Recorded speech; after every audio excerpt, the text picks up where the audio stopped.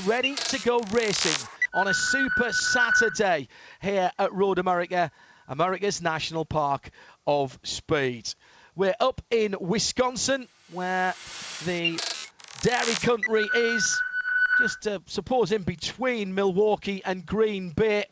14 corners, just over that magic 4 mile, with opportunities for overtaking at turn 1 if you're brave, turn 5 downhill braking, into the carousel at turn 8, and then the world famous Canada corner. Take a lot of speed through there before you weave your way back up to the start finish line. What we've got this afternoon are the prototype challenge cars that are out.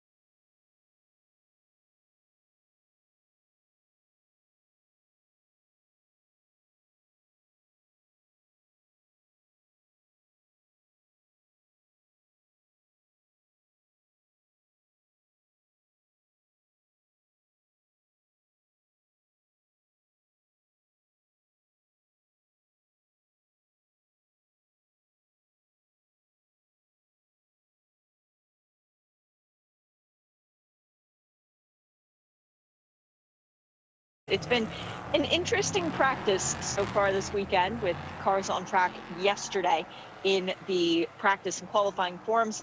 But as far as the qualifying went, well, it was Norma heavy, wasn't it, Jeremy? Yeah, it was. That's been a kind of the norm this season, if you like. The norm for the Normas to be up front. But for this weekend, the Ligiers have got a little bit of a break. They're allowed to run the Le Mans setup for these LMP3 cars. Generally, it's a homologated car. You're not allowed to change anything. But they're allowed to run a slightly smaller rear wicker on the rear wing. That gives them a little bit more straight line speed, but it can lose a little bit of time, stability through the corners. And some of the Ligier teams have elected to use that option and others have not. Interesting to see how that pans out during this 1 hour and 40-minute race. The other interesting thing, I think, is the cars, this is the first time for the LMP3 cars at Road America. Average speed of the qualifying lap, 118.545 miles an hour for the pole sitter. So it's a fast place around here, and 3 times on this racetrack the cars will reach their terminal velocity, which is over 165 miles an hour. Gosh, that's definitely eye-opening for some of these non-professional drivers as they go into 2x2 formation and the pace car pulls away. If we see it again, it'll be the safety car. So this is the last time that we see it under that guise. But side by side for David Grant and Naveen Rao. Naveen on the outside with that car that looks very much like a Star Wars X-Wing fighter. And if you see Naveen out of the fire suit, matches as well. The long, patient run up the hill as they exit turn 14. Need to stay patient, guys. Don't get antsy. We've seen this go terribly wrong just a couple weeks ago in the IndyCar races, as a matter of fact. 2 cars backing off just a little bit as the green flag is in the air, and away goes David Grant, the Normas, with a great jump over the Ligier in third, but Naveen Rao not giving up the fight for the lead going into turn 1. I think it should be Grant who holds on to it safely, but just looking further back in the field to make sure that get through side by side through turn 1 for people further back in the field. And it looked like Joe Robler actually might have made up a position there as they come through it now. Everybody needs to be patient going through turn 3 as well. It's an hour and 45-minute race. You don't want to throw it away in the first few corners. And Jeremy, it looks like everybody made it through. Yeah, that's good. Nice clean start there. A good start certainly for Jerry Kraut. They're up into a 3rd position in car number 9. That's the car that won that last time out at Sebring a couple of weeks ago. He's managed to get past Dan Goldberg at the start of the race, and there's a lot of battling going on behind him. There's Joel Janko making a good early move in car number 47. Joel Janko, who's looking for a little bit of redemption after the race at Sebring did not go their way. He and Jonathan George were points leaders after the race win out at Daytona, and actually coming off of a 2-race win streak if you include the encore. But this is going to be very welcome for Joel, running up in the 5th position right now for the 47 at Motorsports 47 Norma. Further up the field, as you mentioned, Jerry Kraut, but also Naveen Rao, not letting everybody run away just yet. Still 0.7 of a second between 1st and 2nd, and we're only now coming through the carousel. That's quite a gap for the lead. Yeah, really good start there for the younger of the 2 Grant brothers, both of them from Germantown, Tennessee, David and Keith. David, it was who qualified the car, and it's a great early start. He's got a lot of experience in open wheel cars, particularly in Formula Atlanta cars. He's won the Formula Atlanta Championship, which is kind of a semi-pro series these days, not the same as it was some years ago when it was one of the feeder championships for the IndyCar series. But certainly he's got a lot of experience in those cars. He knows his way around this racetrack, and it's a really, really good opening lap for David Grant in car number 40 for 47 Motorsports. David Grant with the best 2nd sector there, extending his lead by almost 2 seconds through that one portion of the track alone. It is the longest section, but a very impressive start from David. And as you mentioned, Jeremy, the 2 brothers, they found almost a second worth of pace between qualifying and the practice session. So they were very pleased to see that first pole position go their way. We do have a couple other changes in the field, including in the number 6. That's Dan Goldberg. He's in 4th right now. He's sharing once again this weekend with Rasmus Lind. That was a very late decision. It was supposed to be Blake Mount sharing the Performance Tech car, but Blake unable to make the trip due to some travel issues. So that's a good opportunity for the young Swedish driver Lind once again. Yeah, in fact, he was actually he wasn't feeling good when he got to the airport. That was the travel issue, so he turned around and went home. And that decision was made on Thursday night. So the Performance Tech Motorsports team had very little time to organise a substitute driver for Blake Mount. Thankfully, Rasmus Lind, who drove this car at Sebring when Blake wasn't able to make the trip down to Florida. He was available. He was in Indianapolis. He lives in Indianapolis these days, Rasmus Lind, originally from Gothenburg in Sweden. He was available, and he hopped in the car right away and drove up to Road America. They had a seat fitting, I think, at about 2 o'clock in the morning, just to make sure he was comfortable in the car again, because, as I say, the team was planning on running Blake Mount up until Thursday night. But Rasmus Lind just hopped into this car, and he did a few laps in practice. He didn't qualify for the car, of course, but he will take over that number 6 for the second portion of this race. Doesn't he have racing experience around Road America, though, Jeremy, in open wheel cars? Yeah, he does indeed, yes. He's raced here on the Road to Indy and has had a lot of success here as well. He's been on the podium several times here at Road America. He drove for the locally based team Pabst Racing from Oconomowoc in Wisconsin. So he had some good success with them in the USF 2000 Championship, and also was fast here in the Indy Pro 2000 Championship last year. So yes, he does know his way around here, and he's just dialing himself into a very different sort of a car, though. This prototype car is much heavier than the open wheel cars he's used to driving around this 4-mile racetrack. 2 laps complete. Your leader, David Grant, who owns all the sector times right now. Naveen Rao in 2nd and Jerry Kraut in 3rd. As there was a moment going through the kink. Oh my goodness, 4-wheel off the track all the way to driver's left. That was a K2R machine. Which one was that, Jeremy? Can you see a number on it? Well, it was presumably Stephen Thomas in car number 11, I think, because the other K2R car is the car that's in 2nd place. That's Naveen Rao, who is running in 2nd place. There's number 6 car, that's Dan Goldberg, thinking about trying to make a move on Jerry Kraut into turn 5, wisely deciding that he wasn't quite close enough to take a lunge, so he settles in now to 4th position in car number 6. Two of the stalwart teams of this championship, JDC Motorsport leading Performance Tech, so the 9 and the 6. That battle's not going to go away anytime soon. It's interesting because the Norma is Jerry Kraut's car, that's JDC, and the Ligier is Performance Tech. So we're seeing a beautiful, perfect example of the two different chassis, where they're stronger, where they're weaker, set up by two of the best teams in the paddock. It's a great opportunity for us to actually visually get an idea of the differences in the cars.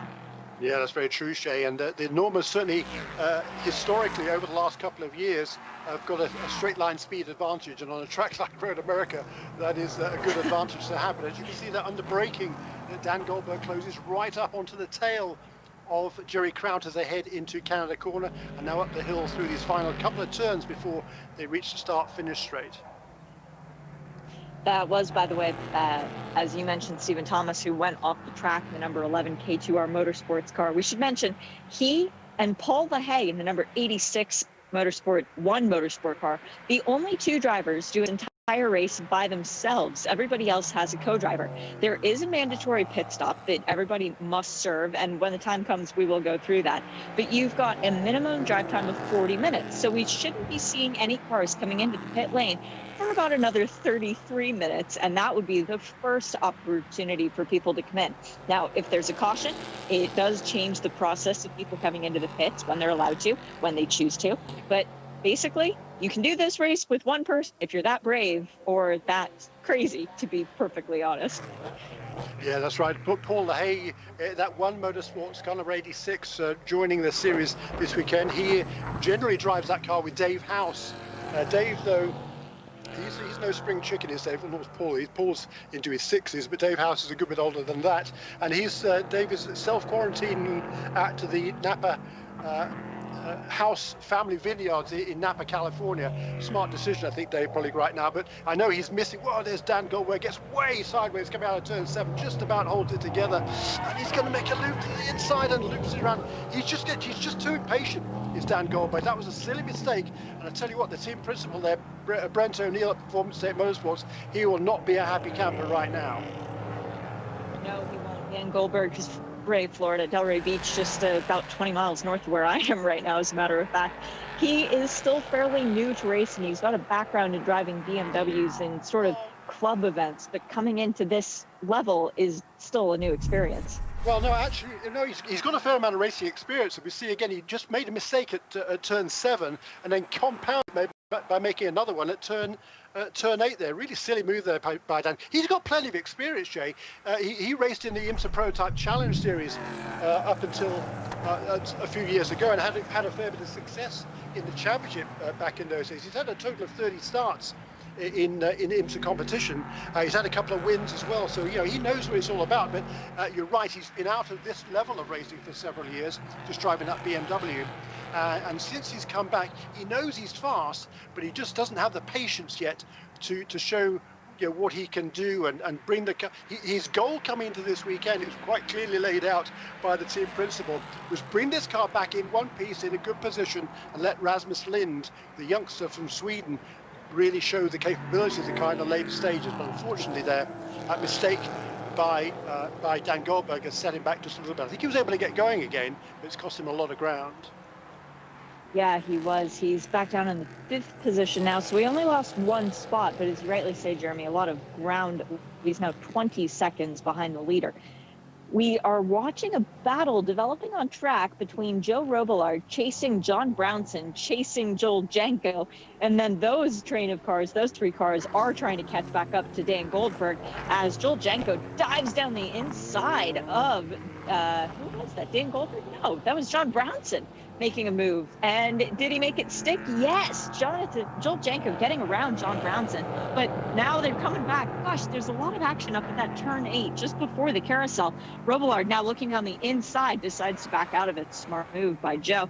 And Brownson maintains that 1 position ahead of Robillard. But now the 2 cars behind them have caught up. And Thomas and Castles are right there as well, as Castles goes by Thomas at the inside. What a move. Yeah, that was a nice move there by Cameron Castles. Qualified poorly yesterday. Qualified way back in the 11th position, which certainly wasn't what he was expecting. Cameron is generally a very fast driver. Just didn't have a good day yesterday. He's also driving this weekend in the IMSA WeatherTech Sports Car Championship race. He had a spin yesterday and did a little bit of damage to that car in turn 5 as well. So today he's looking for redemption, and that was a good early pass by Cameron Castles. That was getting all bad luck out of the way yesterday for sure for Cameron Castles, the Canadian, who does quite enjoy racing at this circuit. He's one of the few drivers in the field who's got experience in a prototype at this track, having run in the LMP2 category last year, as Joe Robler has a look down the inside of Joel Janka once again. Doesn't quite get it done before the long uphill run, so that will need to be a recovery moment now. Two Normas dragging each other down the front straight. But it is a slight advantage for Cameron that he's run this track in an LMP2 machine, now trying to do it in an LMP3. He at least knows what it's like to drive around here with a lot of downforce. Yeah, it is quite different, this racetrack, and there's a good view of the cars going down the hill underneath the Bridge and Strachan sign down towards turn 3.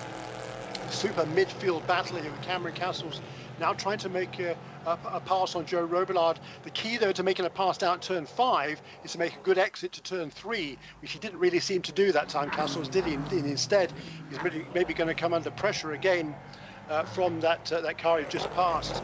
But he has to defend the inside line down into turn 5. Does Cameron Castles instead putting himself in a position to be able to challenge? There's a spin. Number 74, John Brownson. Yeah, John Brownson, Mr. Excitement he's known as. That's probably why. Let's have a look at, just got on the throttle a little too hard coming out of turn 5. That's a shame for John. He'd made some good early ground in this race and was trying to chase after Dan Goldberg, who of course was already spun himself. That's a shame for John. He's switched teams for this weekend. He's now driving for the 47 Motorsports team, and he has a new co-driver alongside him as well, but that's going to set that car back again in this race. Yeah, John Brownson out of Breckenridge, Colorado, 4th in points coming into the race weekend alongside Wyatt Schwab, the youngster from Pennsylvania. They've driven together. Well, have they driven actually in the past, Jeremy? I know Wyatt's been with Performance Tech for many years in the past in this series, but that's a big difference for John Brownson to switch cars and teams. Yeah, it is. It is not easy for him to do that, and at least it is the same sort of car that he has driven before. This is a Norma chassis, but yeah, this is going to be again. Yeah, the younger driver, Wyatt Schwab, is just 19 years of age from Millersville, Pennsylvania, and he's a youngster who's got big ambitions in the sport. And he just wants to show what he can do later in the stages in this race. Here's a move now for Joe Robillard, trying to make a move on Joel Janko as they head towards turn 1. Not able to pull it off this time. No, but he's driving very smart, is Joe Robillard. That's a couple of times now where he has had an opportunity to pass and decided that honor is not the better part of valor. It's not the opportunity to try and make the move. So he's being very patient. I do appreciate that from Joe Robillard, who's sharing the car with Stephen McAleer yet to take over. Stephen's got a lot of laps around Road America in the Michelin Pilot Challenge Series. He's a former champion of that. So he's been around here in, well, almost no downforce cars. It's going to be fun to see what he can do in their Norma later on. It's still David Grant who leads, by the way, with the best lap time. He is well and truly clear of the competition, 7.5 seconds away from Naveen Rao in second, who himself is 4 seconds ahead of Jerry Kraut in third. So that's 40 leads 64, leads 9. Back in the 4th position, we have Dom Cicero, who's in the 54 MLT Motorsports Ligier. It's a good story from Dom, too, seeing his name on the entry list for the first time last weekend, or excuse me, the last time out at Sebring, where he and Dakota Dickerson actually finished in 4th. And I thought they were going to get to the podium, Jeremy. Yeah, they had a good run there, certainly, and it was a super competitive race last time out at Sebring. This weekend, though, it's a different story. As you say, David Grant just set a new fastest lap last time around at 2 minutes 5.5. He's gone quicker again as he crossed the line now. 2 minutes 5.5 there for David Grant. So he's now into the groove and pulling away. You see this main battle, this main grouping of cars just coming through Canada corner. So they're better part of a half a mile or so behind already. And we're only, 7 laps into this race. Still an hour and a half remaining, so plenty of time, of course, for things to change. But a really good opening stint for David Grant. And this battle that's coming up towards the line now, Joel Janko is having to work hard to keep Joe Robler behind him. How much fun is this? Joel Janko, the Florida Keys resident, versus Joe Robler, who calls home in New Jersey. So very different atmospheres that they're used to. Robler looks down the inside of turn 1. There was a little bit of a love tap from Joel Janko as he turned down in, and Robler makes it through. But now Castles and Thomas are both right there too, and Thomas looks like he's going to try going down the inside. And does he make it stick? Yes, he does. So that's 2 positions lost for Joel Janko. Yeah, that was a good move, wasn't it? That was very tidy. Let's have a replay here of Caranche. Joe Robler waited. He waited so many laps to try and make that move work, and he just stuck the nose down the inside at the right moment as we have 2 spinning cars on track and contact made. The only victim not affected there was Cameron Castles, who managed to keep driving, but there is damage to 2 cars, and 1 car is actually stuck in the sand trap. Number 60 is Bruce Hamilton. He has continued to drive, but he has right front suspension damage. Don't think he'll be able to actually make it all the way back to the pit lane. The other 2 cars are still stopped at turn 5. That's car number 11, including Stephen Thomas, one of the solo drivers that we were talking about. I think he was one. Yep, he has left front damage, so he made contact with the 60. And we did still have 1 other car problem out on track. That is the number 60 of Bruce Hamilton trying to make it back to the pit lane. There was 1 other car affected there. I believe it was Joel Janko. But there is debris all over the racing line at the exit of turn 5. I can't see how we're not going to go to a caution for that one. But we are still green right now. Yeah, that was the most unfortunate incident, and maybe we can have a look at the replay as to what happened. Just coming down the hill into turn 5, and Joel Janko just left his braking way too late there. Carried into the back of which car was that? Went into the Stephen Thomas. Yeah, Stephen Thomas spun him around. And then poor old Bruce Hamilton there comes along in that Wolver Racing Ligier and is unable to avoid the contact as well. So that was just a really unfortunate incident all around. And you have to say it was unfortunately another mistake there from Joel Janko, who really precipitated that whole thing by running into the back of Stephen Thomas. I will tell you one thing, though, Jeremy. We talked yesterday about Cameron Castles having a lot of bad luck. His luck has changed, because if he had gone anywhere but where he did, he would have wound up hitting another car. We have stayed green under all this time as the cars continue to make their way back to the pit lane, but there is so much debris at the exit of turn 5. I can't see how we wouldn't go yellow to try and clean all that up. The incident is under review by race control, so that is something to keep an eye on. It's been an eventful race for Stephen Thomas, one of the drivers doing this race solo in the number 11 K2R Motorsport car. Remember, he was the car that went 4 wheels off at the kink earlier, too. So he's going to be counting his lucky chickens at this point that, well, that's 1 bad incident, that's 2 bad incidents, as we go full course yellow with 1 hour and 26.5 minutes remaining of this race. Remember, pit window not yet open, so you can't even come in to do your driver change. Yeah, that's right. And Bruce Hamilton's going to bring that Wolver Racing car into the pit lane, but I don't think it's anything that team is going to be able to do a lot of damage to that car. He's just had no luck at all this season. Had an off also at Sebring last time out. So once again, Tony Kazimitz, who spends a lot of time here at Road America. He's from Mundelein, Illinois, so not too far away. This is Tony Kazimitz's home track, originally from Estonia, but he moved here as a kid and spent a lot of his early racing years at Road America. That's another replay of Joel Janko there. Janko just leaving his braking too late, tagging the back of Stephen Thomas. As you said, Shay Adam, Cameron Castles did a really nice job of avoiding those 2 spinning cars, goes around the outside. He loses himself a lot of time to everybody else, but for Bruce Hamilton then, I don't know, maybe he was fixated on the cars spinning on the outside, because It looked like he should have been able to slow that car down, but I guess he was just too close to be able to take evasive action. Really unfortunate.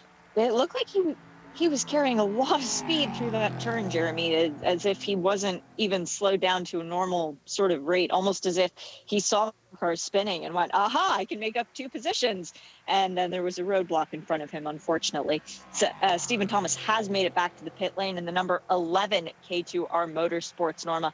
And also joining him, the Ligier of Bruce Hamilton in the number 60. So both cars now entering the pit lane. But as you said, I don't think they can fix that right front suspension. It looked like it was rather wonky for Bruce Hamilton.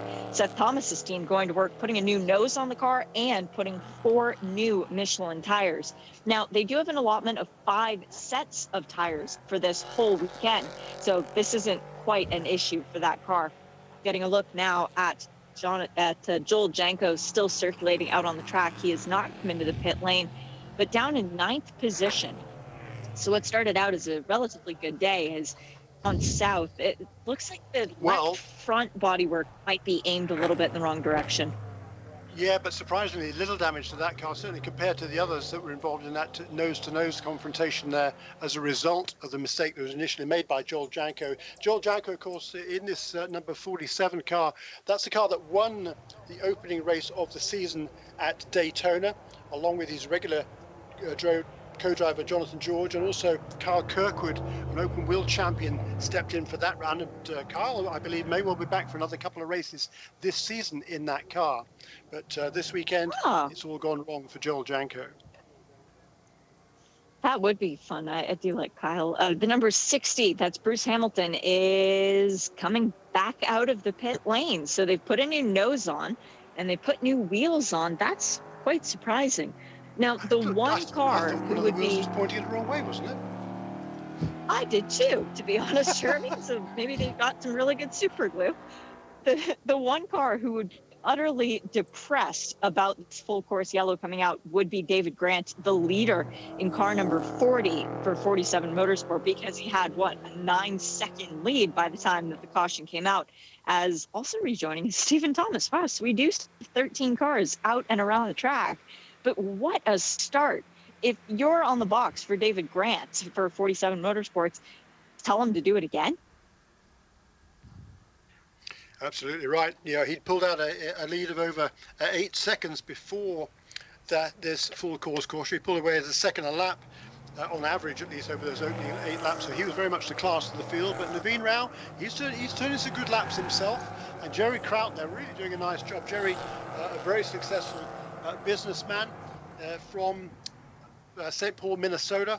This is his 53rd start in all IMSA prototype lights or prototype challenge competition, and that was his first win that he scored along with his Australian teammate Scott Andrews, young Australian teammate Scott Andrews, last time out at Sebring. So Jerry, again, his home track, he would love nothing more to have another victory for that team.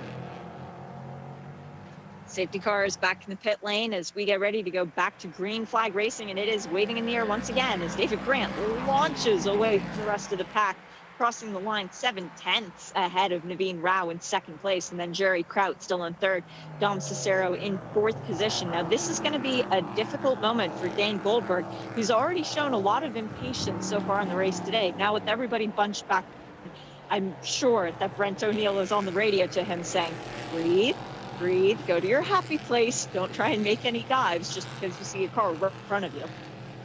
Yeah, you're right. Except Brent O'Neill will be a lot more forceful, I can tell you. He'll be on the radio to say, Dan, do not make another mistake. He'll make it perfectly clear. If you can make up some ground, all well and good, but do not risk anything. Just keep that car where it is. The car is in good shape. It's had a spin. There shouldn't be any damage to that number 6 car. So the car should be fast. And we know that Rasmus Lind is super fast. So once he gets behind the wheel of that car, we'll be looking to charge in the later stages of this race. The super glue didn't work, Jeremy, and the 60 is back in the pit lane. So Bruce Hamilton perhaps now feeling that wonky right front wheel as the battling out on track is heating up. And for that Dan Goldberg car, Well, the bait is being dangled right in front of him. The carrot is right there. The carrot, unfortunately, is the MLT Motorsports Ligier of Dom Cicero. So this is going to turn into a feisty little battle, too. Going through the carousel now, coming out, they're going to go through the kink and then have that nice long run down to Canada Corner. We need Goldberg to be patient and to make his move when he feels that the window is open, because I like Brent and Gwen O'Neill a lot, and I know that what you said is true, Jeremy. There will be some forceful language going back and forth. Yeah, Dominic Cicero is doing a nice job in the early stages of this race in that MLT Motorsports car number 54. He qualified pretty averagely down in the 8th position. He's got that car now up into 4th place, and we'll be looking to build on that. He'll be sharing that number 54 car with Dakota Dickerson, who's another young charger. And right behind them is that number 6 car, the Motel 6 entry for Performance Tech Motorsports with Dan Goldberg. He's thinking about trying to make a move as they head up the hill over the start-finish line, heading towards turn 1. Yes, he is tucked in right behind. You can't even see the number 6 as they cross the start-finish line. But as they go into turn 1, the 54 of Dom Cicero just managing to keep that little bit of an advantage and keeping his car well placed on the track. Now, at this point, if you're on the MLT Motorsport box, you tell your driver not to look in his mirrors, not to react to what the car behind you is doing, unless it looks like he's going to come in and hit you, and then at all costs try to save the car. But also, this battling has allowed Joe Robler to catch back up. So the driver in 6th position for the number 10 Robler Racing in his Norma now sees 2 Ligiers ahead of him, and he says, maybe there's an opportunity. A little bit of lockup from the number 54, so Dom clearly feeling a little bit of pressure there. That's only going to whet the appetite of Dan Goldberg even more, and he manages to go through the turn. The last he was this close to somebody, he wound up spinning, manages to keep 4 wheels pointing in the right direction, though. Yeah, don't get greedy down the hill there into turn 8. No, he's going to get greedy. Okay, he's going to make a dive for the inside. It's a bit of a late pass, and he's not learned from his earlier mistake as Dan Goldberg, because he's done pretty much exactly what he did before. Just got it in there too deep. Dominic Cicero, he didn't have to give up that line at all. He was just holding his line on the outside. Dan Goldberg had to pinch the nose of the car down to get it turned into the corner in order not to make contact with number 54. He ended up spinning himself again. Getting another opportunity to see this, and you called it, Jeremy. Don't make the move. He did. It was the same spot as last time going into turn 8, the same result. You try to go up the inside, a little bit too much curb, a little bit too much contact with the car on the outside, and it resulted in another spin for Dan Goldberg. So now he's lost a ton of positions and is back down in the 9th position. We have some penalties that have come through from race control, by the way. Car number 47, that is Joel Janko. Penalty, incident responsibility, drive-through. This is all in relation to that contact at turn 5, keep in mind. We also have a penalty for car 60, that is Bruce Hamilton. Incident responsibility, drive-through. Now, we saw his car come back to the pit lane and then go back out once again. He is running in the 12th position as Bruce Hamilton. That would be incident responsibility for not slowing down enough and then causing the contact at the apex. As Joel Janko is in now to serve his drive-through for hitting the backside of Stephen Thomas to begin the whole kerfuffle. So at least race control has checked the incidents. They have given out the punishments, and now we can put that behind us and go back to some good old motor racing. Yes. So it goes from bad to worse, doesn't it? I'm not sure what Bruce Hamilton's that incident responsibility was for. Maybe the race control thought it must have been some other incident, I believe, rather than that incident we saw down in turn 5 where he appeared to be kind of an innocent victim. I don't know, we'll see. Anyhow, that car is out of contention in any case. But up at the front, David Grant, he's extending his lead again, but not by as much as it was before. 3.1 seconds is his lead over Naveen Rao in second place. Jerry Crowd is hanging right with him. And then just a little bit further back is this battle for 4th position with Dominic Cicero now under pressure, not from Dan Goldberg anymore, but this time it's Joe Robillard. Well, Joe Robillard has really come on strong this over the last 12 months or so. Yeah, Joe Robler, who has driven here once again in the Michelin Pilot Challenge Series, but that time was in a Porsche with Stephen McAleer.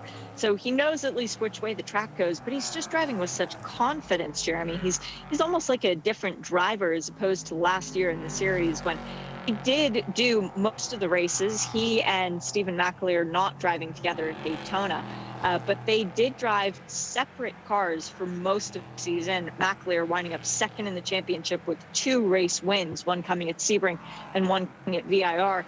He's got this different personality. You can see it in the body language of the car, though. He's way more comfortable with what he's driving, and he feels like he has a race car underneath him that he can help get to the front, not just keep on the track and then hand over to Stephen McAleer. Yeah, I mean, he's worked super hard as Joe Robler to get his pace to be competitive, and he's made great strides. His confidence is just getting better and better with every weekend. This team, of course, really unfortunate in the first race of the championship at Daytona. They had some contaminated fuel, weren't even able to start that race. So they went into the season with a no score in that first race. So far as the championship is concerned, that's really, really bad news for them. So they're just going for wins. And Stephen McAleer, he had to make do last time out with a second place finish, but still that was good points to start off the season. Here's now Dan Goldberg again making a move down the inside, this time on Greg Palmer, local driver from Colgate, Wisconsin, and this time, well done Dan, nice clean move, takes that position. Left a lot of space as he went down the inside. That was a much cleaner move. So the Palmers now falling back one more position in their Ligier. But it is the closest battle on track with Dom Cicero and Joe Robler still, as if Robler has deployed a tow hook to the back of Cicero, not letting 54 get out of sight. In front of them, though, the leader, 4 seconds. So it's not a big gap for Dave. Not as big as it was at the start of the race before that full course caution came out. Naveen Rao in second. And then in third, Jerry Kraut. 1.5 seconds between Rao and Kraut, by the way, for those of you at home trying to keep score. Cameron Castles is in 6th position right now, as we've been talking about the battle for 4th and 5th. And in 7th is John Brownson, nearly 20 seconds behind the leader, but well within the sights of Dan Goldberg. Once again, Dan's going to have an opportunity to make a pass and to prove that he can get an opportunity to make a pass once again. Not quite close enough this time as they head toward turn 1 is Joe Robillard. The lead now for David Grant out over 5 seconds. And once again, he's pulling away at about a second a lap over Naveen Rao in second place. Jerry Kraut hanging within a couple of seconds in 3rd position in car number 9. And then this battle for 4th and 5th. And then further back is Dan Goldberg, as he's still trying to move his way back up the pack. He's now got up to behind John Brownson. Well, John Brownson is known as Mr. Excitement, but today Mr. Excitement, no doubt about it, is Dan Goldberg. So this could get interesting when these two, when one tries to make a pass on the other, which will happen, I think, fairly soon, because Dan Goldberg is a little bit quicker than John Brownson, although Brownson pulls away on the straight this time as they head down into turn 5. This is going to be quite a battle, I think, between these two. Norma versus Ligier, Performance Tech versus 47 Motorsport, but the moment of panic will come for the Performance Tech crew once Dan Goldberg gets around John Brownson, which is sort of inevitable at this point given their relative paces. The next car in Goldberg will be his sister car, and that's Cameron Castles in another Tech. So that'll have a giant blinking target on it saying do not hit, as the pass was made as Brownson just went a little bit off course at the exit of turn 8, and it all came up sunshine and daisies as the 6 is now into the 7th position. So you can make a move, a passing move in turn 7 without spinning. So he's learned something there, and now that's going to leave John Brownson now under pressure from Greg Palmer, local driver from Colgate, Wisconsin. Local businessman. He drives his car, number 3 car, the Junior 3 racing entry, with his son Eric. The two of them had their best ever. It was a big sideways slide out of Canada corner for John Brownson. Mr. Excitement living up to his name, but Greg Palmer not quite close enough to make a move. But the number 3 car of Greg Palmer, great result for them last time out at sea when they kept their noses clean. He and his son came away with a career best 5th place finish, and they hoped to do even better than that here this weekend. It's certainly been a good run in the early stages. They had some problems in that number 3 car yesterday. There was a break. They had, first of all, the transponder wasn't working in the first session. session, so they didn't record a time. And then later on they had some brake issues, and Greg brought the car into the pits during the qualifying session, and as a result of that he wasn't allowed to go out again. So no qualifying time set by that number 3 car. Had to start from the back of the field in the 13th position, and now Greg Palmer is up into 9th. Yeah, they've been having their results every time. 10th at Daytona, 5th at Sebring. I guess that means they're going to finish 2.5 at this roundup. It's 6th in points for the father and son team coming into this weekend. That's got to be a good feeling for them, not knowing where they would stack up in the championship, and then to actually have a shot as the pass is made. Palmer gets around Brownson going through turn 5, makes it look easy. So that was a beautiful move for the hometown hero. It really was, wasn't it? Yeah, excellent move by Greg Palmer. Really fine move. He's gaining in confidence in this car. He and his son came in. They ran the June sprints in this car for an SCCA race back in, I think it was June, I guess that was June. So he's driven this car at this racetrack. Some of the other teams have been up here to do some testing as well, and Greg Palmer's clearly taking advantage of that previous track time. Yeah, that was a very clean move for sure from Greg Palmer. Very impressive. As we go back now to the battle on track, the next two closest cars, about half a second separates Cicero from Robler, and they continue to just, well, mock each other in the mirrors. For Robler, it's trying to get around that red and white car from MLT Motorsports, the Atlanta-based team. And for Cicero, it's trying to keep the green and blue and black Norma behind him. And Joe Robler has proven today that he can be quite difficult at keeping behind him. Yeah, it's been a really good drive by both of these two, and all of the leaders now are running kind of similar lap times. I'm not sure what happened to David Grant last time around, not the lap he just completed. The lap before that, all of a sudden he lost over 2 seconds of his lead to the second place car of Naveen Rao, and now that gap has stabilized around about 3.5 seconds. And here is a nice move down to the inside. That would be, I think, Joel Janko and Bruce Hamilton, yeah. Jeremy? Yeah. Oh, right. Yep. Oh, that's right. They're Bruce fighting Hamilton for the racetrack. Yes, a couple of laps down is Bruce Hamilton. Oh no, there's Greg Palmer in the gravel. Oh, curse of the commentator. We're saying nice things about Greg Palmer, and now he is off. Is he beached? Is he unable to get out of there? I don't see a wheel spinning, but I don't see how he can get himself out of that position. Is that at the bottom of the racetrack? No, that is just coming into turn 3, actually. So that will most likely need a little bit of assistance to try and get out of that gravel pit. We are 2 minutes and 45 seconds away from the pit window opening. So it's not quite a bad time for this to come out. We could get a lot of cars diving into the pit lane as soon as it goes back to racing, assuming we do go to yellow. What happened to put Palmer in the gravel to begin with? He's driving on his own, and the back end just comes around on him when he gets into the braking zone. Yeah, just locked up the rear brakes there. Is out, by the way. Yeah, just locked up the rear brakes heading into that corner, just pushing hard. His confidence was high. He just made that move for position. And then he jumped on the brakes down there, coming down the hill into turn 3. Unfortunately, the brake bias clearly not quite rightly set up. We talked about it just a few minutes ago. They had some brake problems in this car yesterday, and clearly there was the rear brakes are locked up. You could see as the car was spinning around, there was rubber being laid down by those rear tyres. They were clearly locked up, but not the fronts. As he spun that car around in turn 3, ended up in a gravel trap. As you say, unfortunately, no choice but another full course caution. Everybody going slow, coming down the front straight, waiting to be picked up by the safety car, the Chevrolet Corvette C8, the street version. So a centered engine Corvette leading them round and round in America's Park of Speed.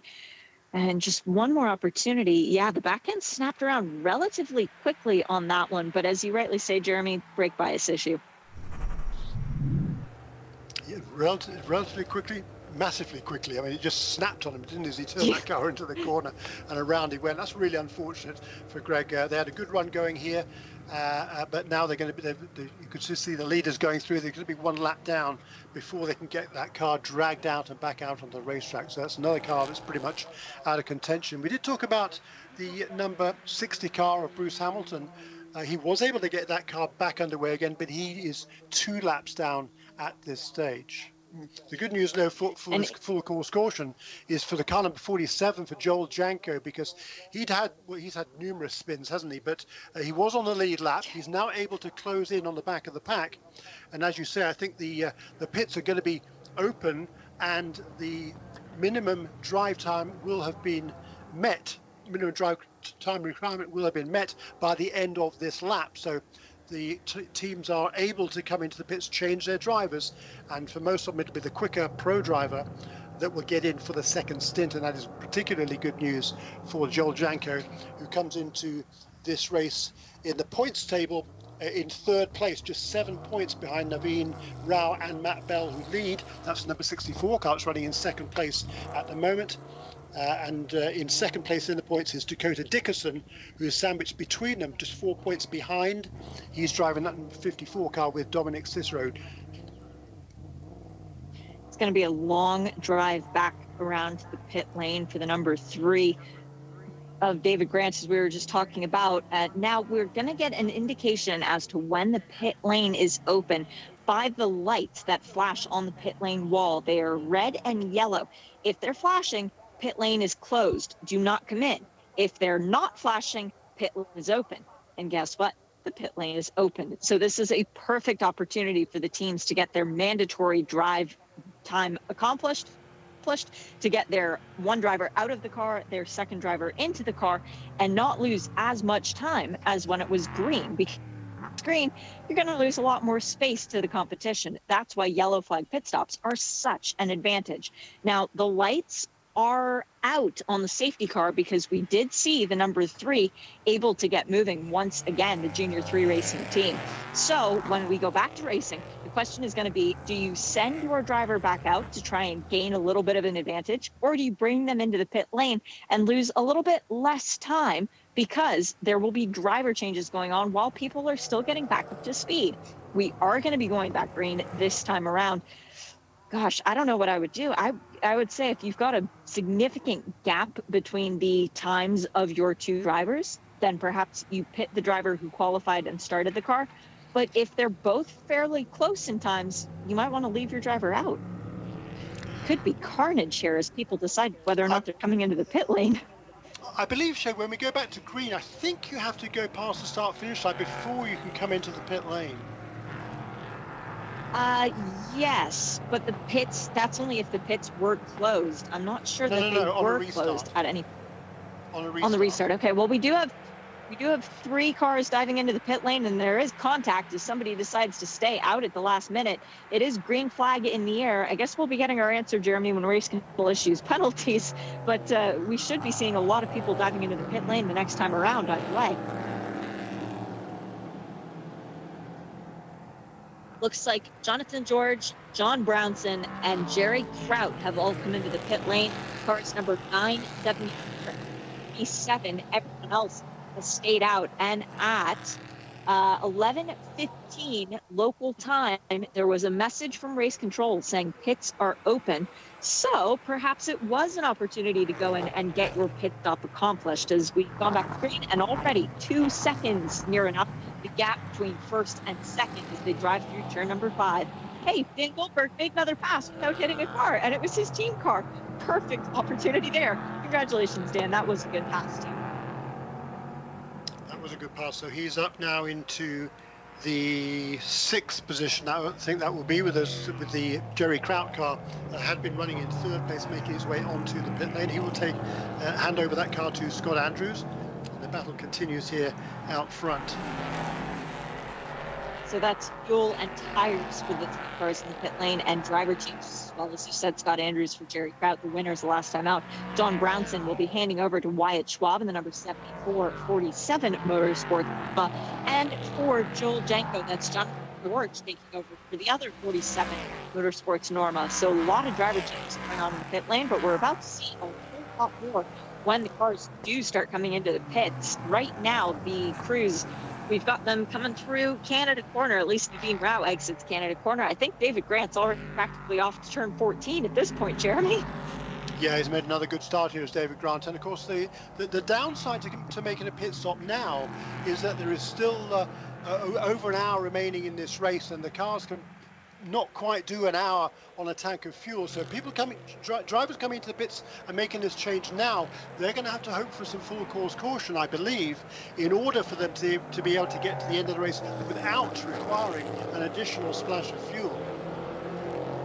Ooh, sketchy as two of the cars coming back out from the pit lane, Scott Andrews and Wyatt Schwab, get a little bit tangled up there with our race leader, David Grant, who has to wide off of turn 1, and the rest of the battling pack behind him. 2.5 seconds behind him. It was 3.5 seconds.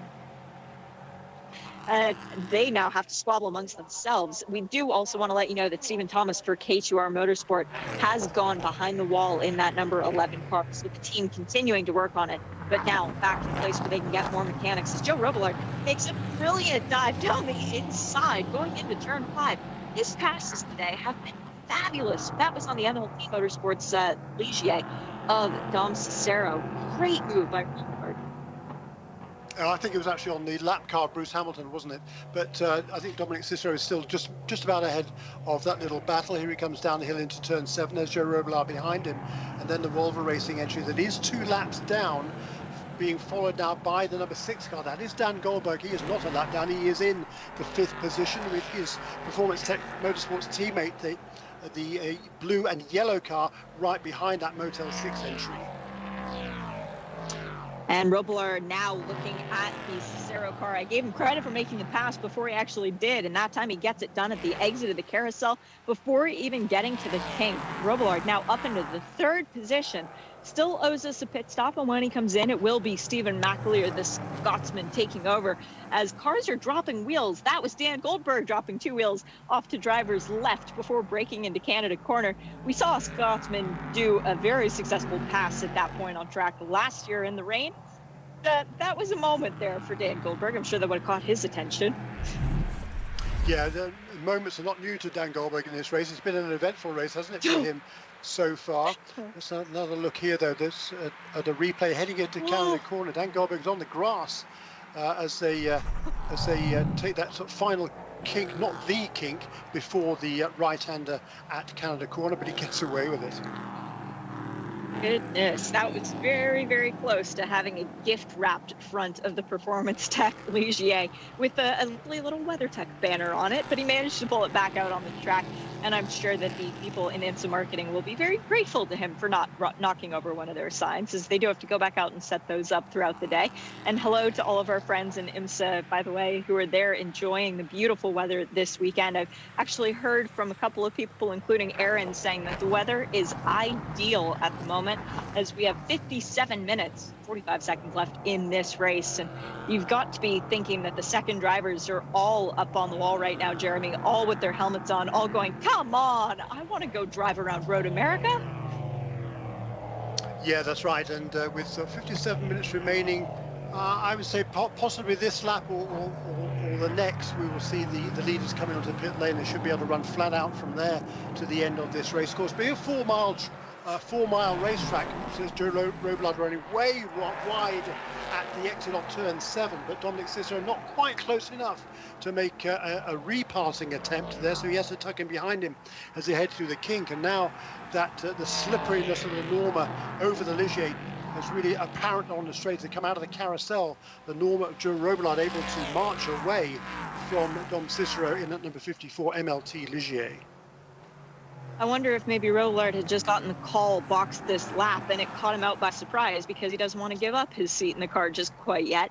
It was one of those weird instances of just running a little bit too far off the track, as if perhaps a little bit of distraction had come into play. But this train of cars, Robler, Cicero, Goldberg, Castle, and LaHaye, not too far, well, no, he's 7 seconds behind, but they all decide to stay out this lap. And now our leader has a little bit of traffic behind him. Is that a lapped car, perhaps, Jeremy? Our leader? That's the number one. Yeah, that's Scott Andrews. Scott Andrews right up behind him. Scott Andrews has just set the fastest lap of the race. He's taken over that number 9 car. He's a lap down at the moment and trying to make that lap back again to to not this is not a pass for position on the in the race, but it is a crucial pass that Scott Andrews will want to make and continue to turn some good laps here and make up that deficit for when the other leaders come in to make their pit stops. But I very much doubt that the number 9 car, unless there is another full course caution, can get to the end of this race without requiring a splash of fuel before the finish. Certainly not when Scott Andrews is driving it with that much vigor and excitement. Set the fastest lap time the last time around, did the young Australian. Now US-based driver, but it is still the orange and black car, 47 Motorsport of David Grant leading the way. We did, by the way, have one pit caller. That was Dan Goldberg in the number 6. He came in that Motel 6 sponsored car and is handing over, finally, breathe a sigh of relief, to Rasmus Lind. I know that Brent O'Neill is going to be very happy that the car came back in one piece with all the bodywork as it should be. Waiting on the fuel, the tire change nearly done. They're just doing the right rear at this point and making sure that there's a clean windshield for Rasmus once he gets to go out on track. Door closes, waiting on that final wheel to go on. Wheel gun is attached. Zing, it goes. Down goes the air jack. Now we go. Car should be firing back up and heading out on track. There is still a minimum time, and the IMSA safety officials watching over 20 knots, just making sure that everything is okay. Rasmus Lind waved out of the pit lane. Yeah, the young Swede then will take over that car. We'll have to see where he comes out in relation, particularly to Scott Andrews. Just behind him, I think. Car. Yeah, just behind him, exactly right. So this is going to be really interesting. 2 young chargers there. I still call Scott Andrews a young charger. He'll be 30 later on this month, which is amazing to me. He doesn't seem to be. He's been around over here in the States that long. Very talented young man, though. And there is Greg Palmer. So they've got that car back onto the racetrack, and that is a battle actually for 10th to 11th positions there with Jonathan George, who's taken over that number 47 car from Joel Janko. He has made that pass for position before Greg Palmer brings that car onto pit lane to hand over to his son. A little bit of lockup there for Rasmus Lind as he's getting up to speed in the Performance Tech blue and red car. That's the number 6. Going into turn 5, just a brief bit of white smoke emerging from the back of that car, but no harm, no foul. As in front of him, now is that Jonathan George or is that David Grant? 47 Norma. As there's a spin further back, Cameron Castles had handed over to Wyatt Schwab. No, Cameron Castles is still in the number 75 as he has come to a stop at the exit of turn 8 just beyond the Corvette bridge. He is off the racing line, gets the car refired and going once again. So Cameron Castles, remember, we got all your bad luck out of the way yesterday. That was actually at turn 6 it was. You got all your bad luck out of the way yesterday. Stop this. You don't need to do any more of it. The young, very successful, young at heart, I'll say, Jeremy, Canadian.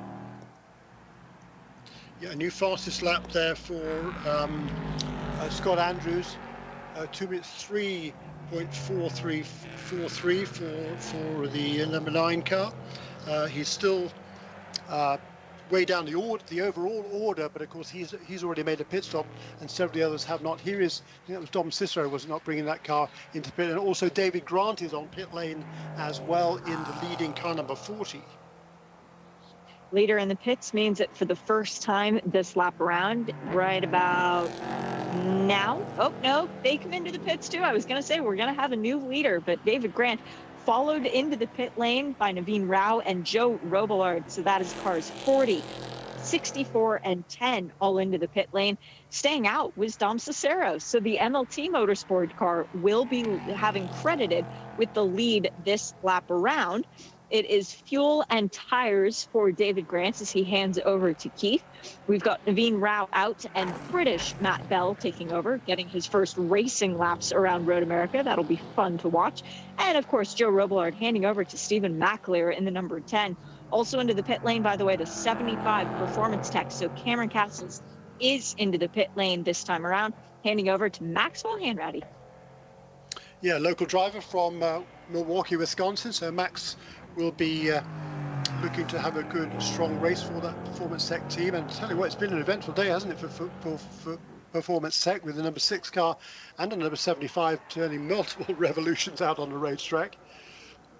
As Cameron Castle's in the pits right now to hand over to Maxwell Hanratty.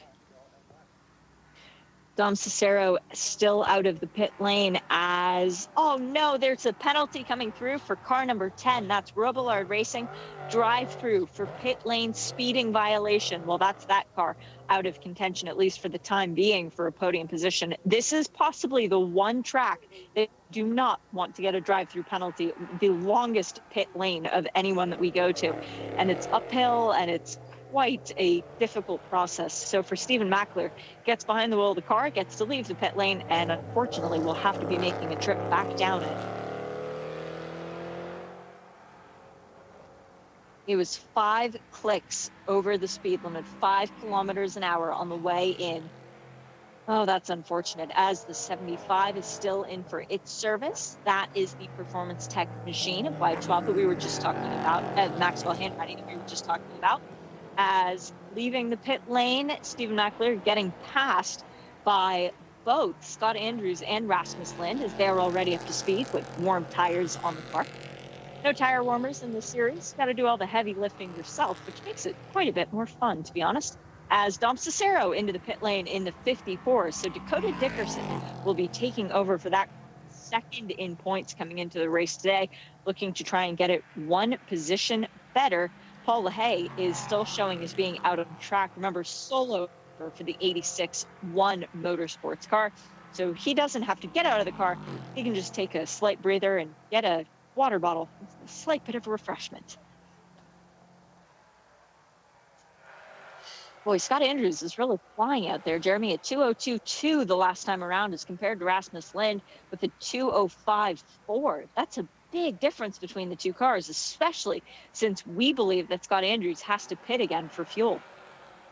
Yeah, that's right. And it's, I'm sure Rasmus Lind at this stage, he's still getting up to speed in his car. He's only turned a very few laps in practice yesterday in this car around here. As I said before, it's a completely different car to anything he's driven around here in the past. And Rasmus, I mean, look, he's a youngster. He's still only 19 years of age, so he's got an awful lot to learn about racing. But here is Scott Andrews. That's right behind, I think, is it not, the Grant car of now Keith Grant having taken over the wheel. He had that big lead early on. He's able to maintain it after the pit stops to come across the line now to complete lap 20. This is lap 24 for these guys. So they've still got a whole lap to make up with the other cars still on pit lane. Number 54 car, number 86 actually will lead this lap, which is Paul LaHaye, staying out longest in that One Motorsports Ligier. Feather in the cap of Paul LaHaye, whose best finish last year was at Canadian Tire Motorsport Park, 15th. So we'll be excited to see his number and name at the top of the screen as Stephen Mackler into the pit lane to serve that drive-through for slight speeding on the pit lane, 5 kilometers an hour. But rules are rules, and you have to follow them. So if there is speeding, it's going to be someone who pays the price. Yeah, that's a critical penalty Falling there, down. certainly for Stephen Mackler. Yeah, going to cost him a lot. Yeah, down to 8th place now, and I'm sure he's going to lose a couple more positions. There's 9th, as into the pit lane comes the number 60 on a fight back for Bruce Hamilton, handing over to Tonis Kasmits, the Estonian driver, as you rightly said, back in the 11th position and 1 lap off the lead, but on the same lap as the number 3 for Junior 3 Motorsports. So there is still a battle to go on between those two cars fighting for the 11th position.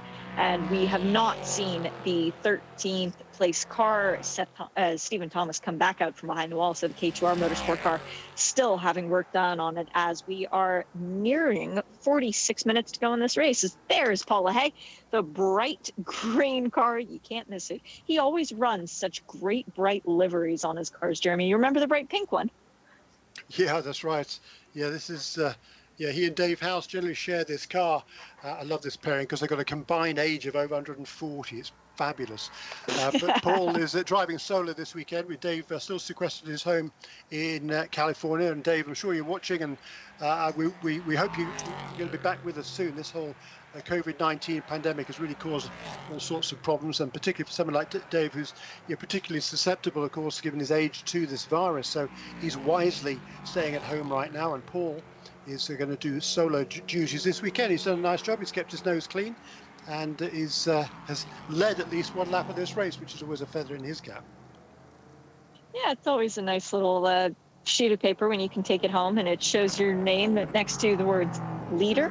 So it's possibly not as good as a trophy, but hey, it's still something to take back, as Scott Andrews is now the leader for JDC Motorsports in the Norma. In second is Keith Grant in his Norma, the number 40 that led the entire opening stint of this race.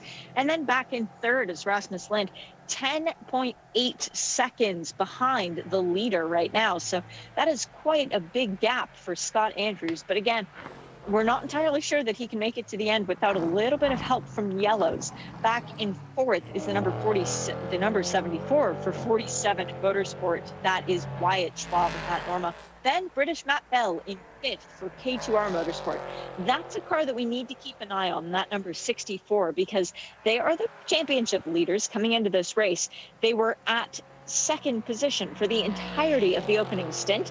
It won't be too much longer before Matt Bell gets his water legs, sea legs underneath him, and gets back up to speed at Road America. Yeah, just continuing. look. Excuse me. Go ahead, Jeremy. No, I was just looking at the some of the pit stops there, trying to find out what sort of time, because number 54 car seems to have lost quite a bit of ground during that round of pit stops, as did the number 64. Matt Bell has taken over from Naveen Rao in that car number 64 for K2R Motorsports, but he's fallen all the way from second position back to he's running in it'll be the fifth place right now.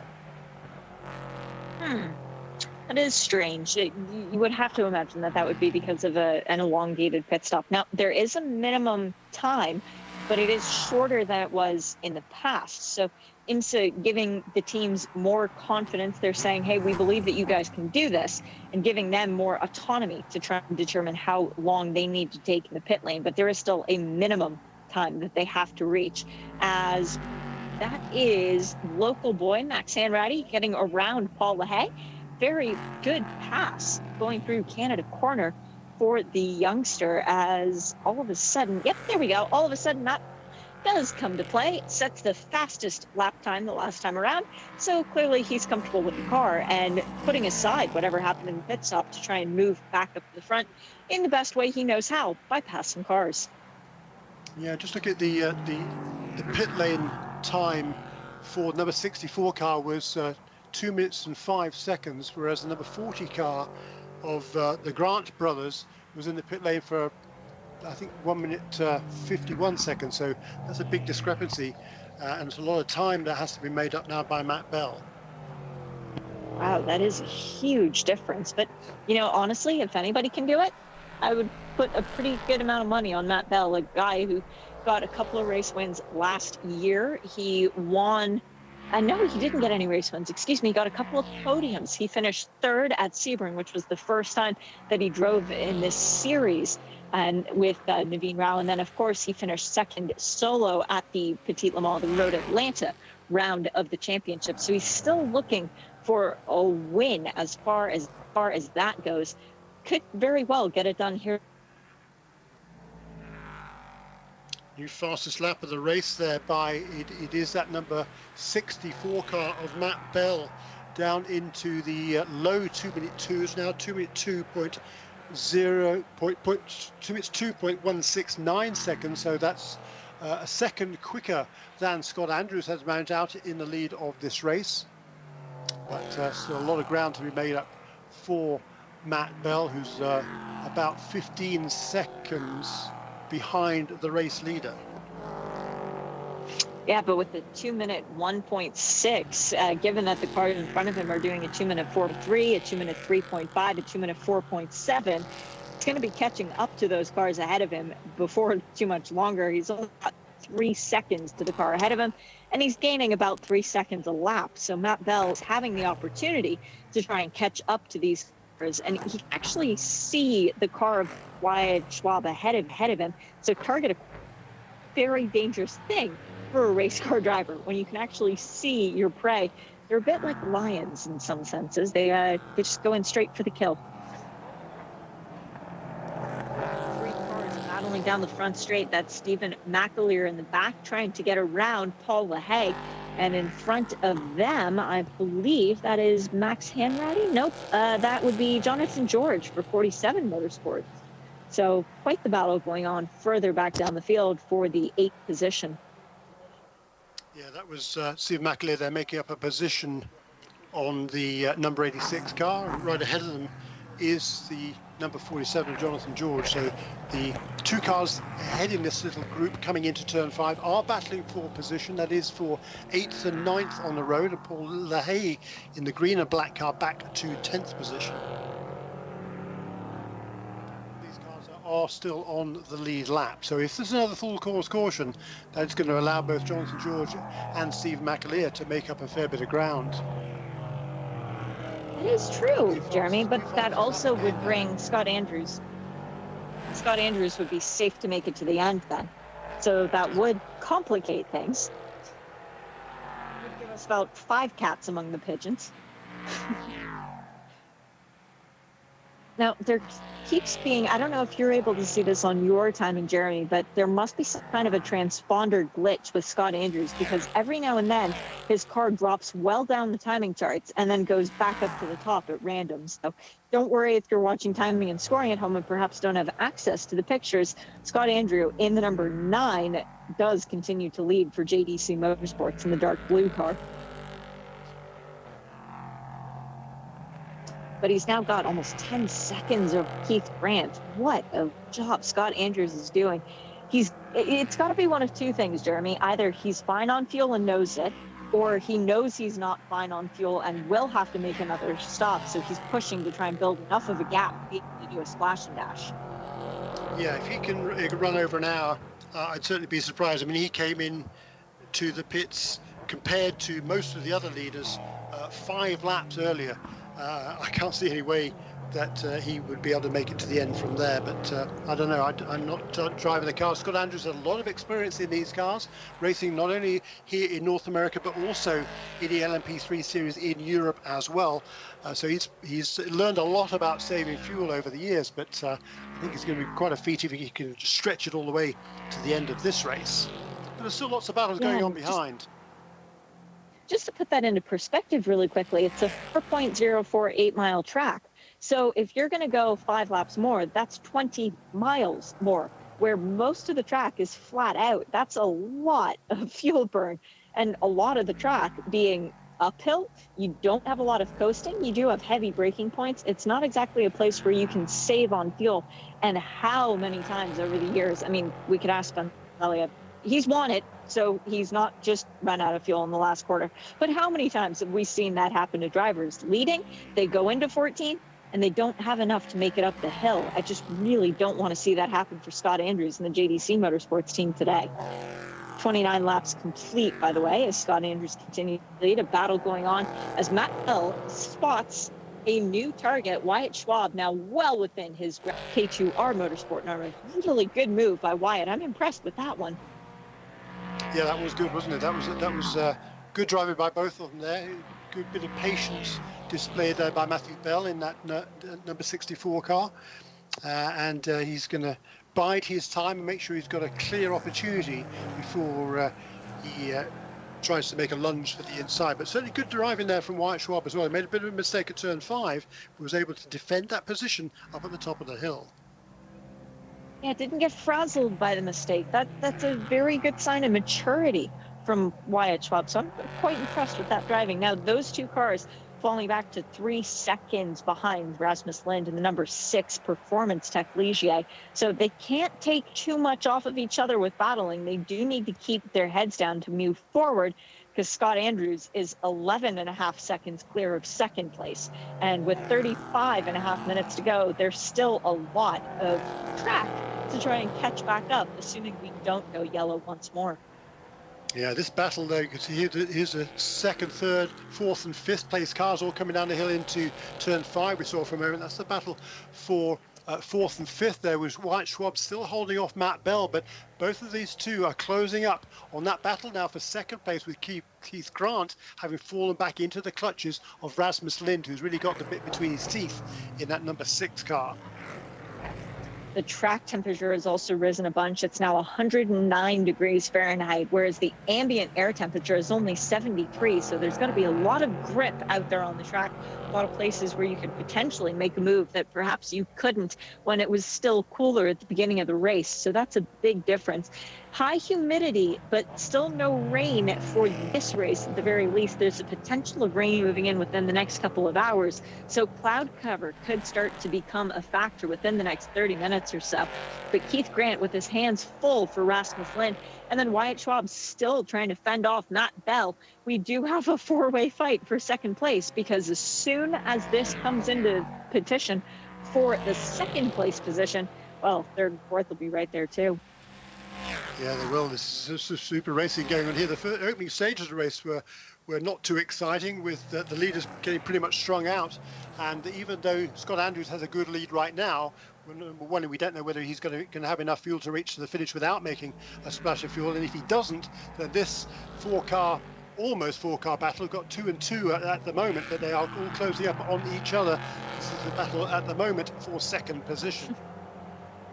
It is very funny to watch two battling pairs like this, though, because if one of them decides to become more involved and to get the claws out a little bit more, they wind up slowing themselves down. So either the front two battle with one another, that would be the 40 and the 6, or the back two battle with one another, the 74 and the 64. And no matter what, the gap will ebb and flow between the two differing packs of cars. Either they get closer together and it becomes a four-way battle for second place, or they get a little bit further apart because the battle for fourth gets a little bit too intense. I do like watching when this sort of thing happens. Yeah, this is fun, isn't it? And certainly Keith Grant there, he's been pretty conservative. His last lap around was a 2-minute 6.0, so quite some way away from the pace that some of these other cars can manage. But that Norma is very fast on the straights, and even though Rasmus Lind can close up through the corners, he's not yet got himself in a position to challenge for that second position. And then right behind him closing in is Wyatt Schwab and Matt Bell. Those two are both Norma chassis, so they're very evenly matched, as Wyatt Schwab runs wide the exit in turn 7, and Matt Bell says, I can do that too. No, clearly he just trying to fix it on the back end of that number 74 car, so when that ran wide, it put Matt Bell off the stride, so he's now going to have to pick up some lost ground. That was a hold my beer moment from Matt Bell. If you go off the track, I can do it a little bit better. We get another opportunity to see that, and yeah, Jeremy, spot on. Just a little bit off track for Wyatt Schwab, very little bit dropping the left side wheels, but Matt Bell decides to become a rally driver and go 4 wheels off and get all kinds of sideways for a little bit. So now he's going to have to clean up his tires and regroup to try and make another attack at that 4th place position. Means that Keith Grant and Rasmus Lind get a little bit distracted. But further back in the field, there's quite a battle. You spotted it a couple minutes ago, Jeremy. Maxwell Hanby, Jonathan George, and Stephen McAleer separating by, a 1.1 second in the 3 cars. That's nothing. No, that's not. There's some super battles all the way through. It's not a particularly large field, but some great racing in this IMSA Prototype Challenge, as Stephen McAleer in that car number 10 for Robler Racing, trying to make up for that stop-and-go penalty, drive-through penalty for exceeding the speed limit in the pit lane during their mandated and scheduled pit stop. He's trying to make up ground, and he's trying to close on Jonathan George, who's taken over from Joel Janko in that number 47 car that won the opening race of the season. Those cars definitely further back than we expected them to be, both the 47 and the 10, given their successes already this year. But now the 4-car pack, the battle for second has closed up once again. Keith Grant leading Rasmus Lind, but Wyatt Schwab in the 74 Norma much closer to the back of Lind than he was in the past. And Matt Bell, clearly looking for a little bit of redemption after that 4-wheel off moment, has indeed closed back up to the back of Wyatt Schwab. So it is truly, this time, more so than it was before, a 4-way battle for the second place. Yeah, and he was able to make up that ground very, very quickly, wasn't he, Matt Bell? He's clearly got the fastest car here, I think, of this quartet. But Keith Grant, massively experienced driver, and he's able to maintain that position is that battle we were watching a few moments ago. And the number 47 of Jonathan George, he's managed to get past Max Hanratty, and Hanratty now is trying to keep Stephen McAleer behind him in that car number 10. Good luck. He locked him up coming through turn 5, just the left side with a little bit of smoke coming out. And Stephen McAleer would have seen that and knows that he has an opportunity. Ligier versus Norma for Hanratty versus McAleer. They're going through now into the entrance of the carousel, where both cars seem to be very well planted. As off the course, once again, that's the number 3. This time it's Eric Palmer behind the wheel for Junior 3 Racing. Where is he? He's at the... Exit turn 5. He should be able to get that car going again. Yeah, these cars have onboard starters, so he's able to get that. Oh no, don't park it in the middle of the track, Eric. That's not a good move.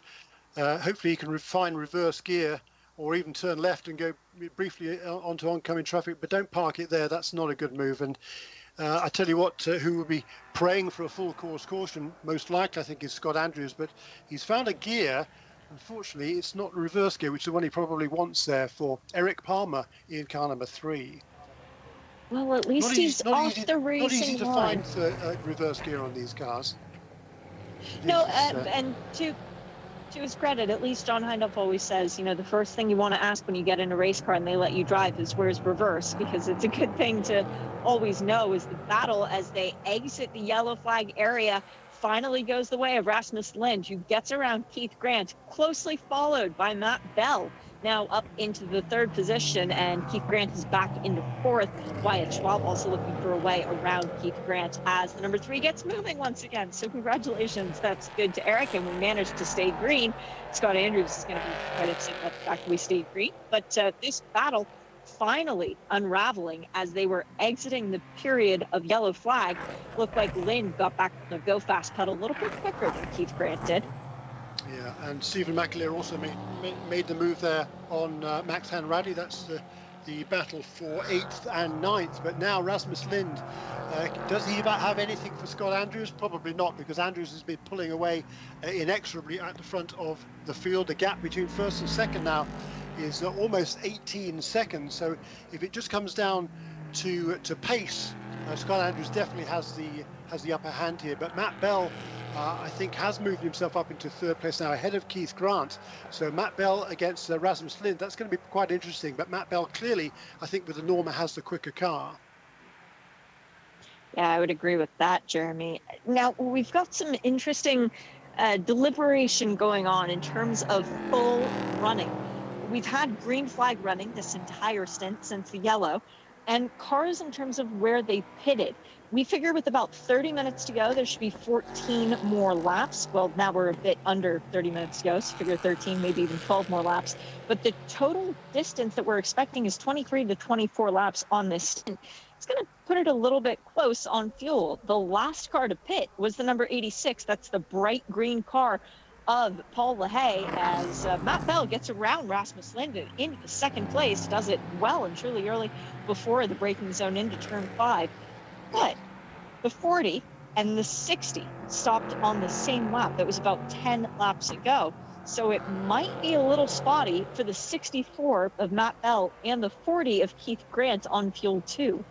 I think they should be fine, Shea, really. They came in with about 50 minutes to go in this race. That shouldn't be a problem. I think they should be able to run 54, 55 minutes without too much difficulty. That's why we saw the whole gaggle of cars come in as soon as they thought they could get to the end with just making that one pit stop. So I think they're going to be fine. The big question mark, though, is without a doubt is number 9. But that pass there for Matt Bell, it just shows the difference that there is right now between the Ligier chassis and the Norma, which is so much quicker on the straights. And for those watching in Europe, by the way, there are some new LMP3 cars came into circulation for this season. There's a new Ligier and a new Norma, which actually has the Duquesne name. But those cars will not be introduced into North America until next year. So this is the first generation of LMP3 cars still, and it appears that the Norma has quite an aerodynamic advantage.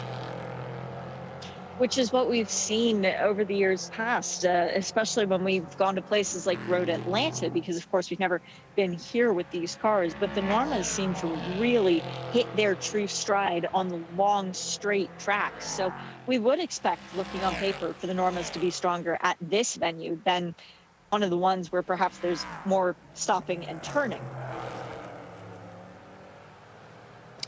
Yeah, but I mean, I think everywhere the Norma has an advantage at the moment, and there's not much IMSA can do about it because these are FIA homologated cars, so it's kind of a rock and a hard place. IMSA did allow the Ligiers to run a slightly smaller wicker on the rear wing. That'll give them a little bit less drag, a little bit more straight line speed, but it's still not really enough to bring them onto a par with the Norma, which is just a slipperier car.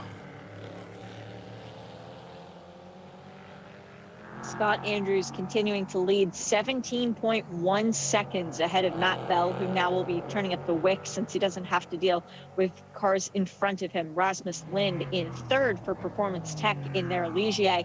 Keith Grant in the number 40, the car that started on pole position, is in fourth, and right now trying to fend off Wyatt Schwab in fifth. Two cars from the same team, two cars of the same model, Norma M30s for both of them.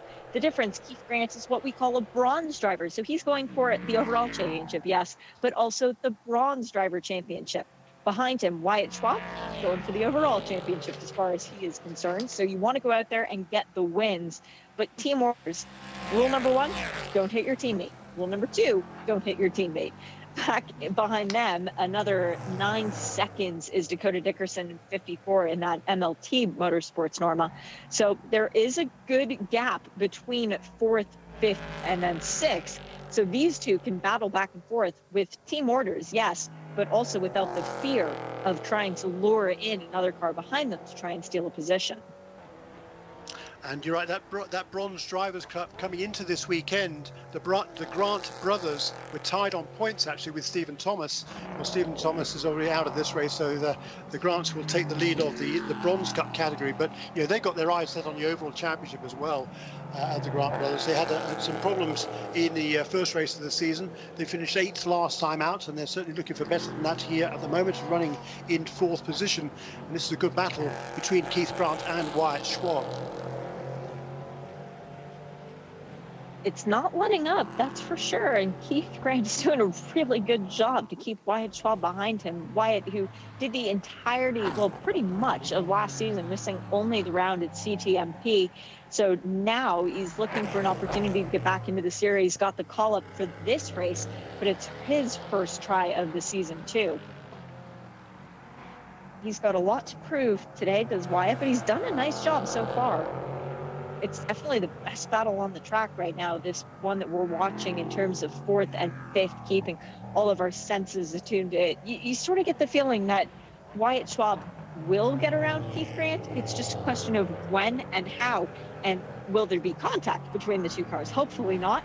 Hopefully the when is a lot longer from now, preferably in about 20 minutes, so that we get to keep enjoying this battle. And where? Well, somewhere around the 4-mile circuit. It's 13.9 seconds now, by the way, from Matt Bell to Scott Andrews. That's down, 4 seconds in a matter of 2 laps? Yeah, That's almost impressive. 3 seconds quicker on the last lap. Matt Bell than Scott Andrews, and Scott Andrews, well, perhaps trying to save. He knows if he's going to have to make another pit stop, he's going to fall off the lead lap, because anytime you take on fuel, there's that minimum pit stop time. So he won't just be a quick splash of fuel and back out again. He has to wait and sit for the minimum amount of time, which is over a minute, well over a minute, and that will cause him to fall right off the back of the cars on the lead lap.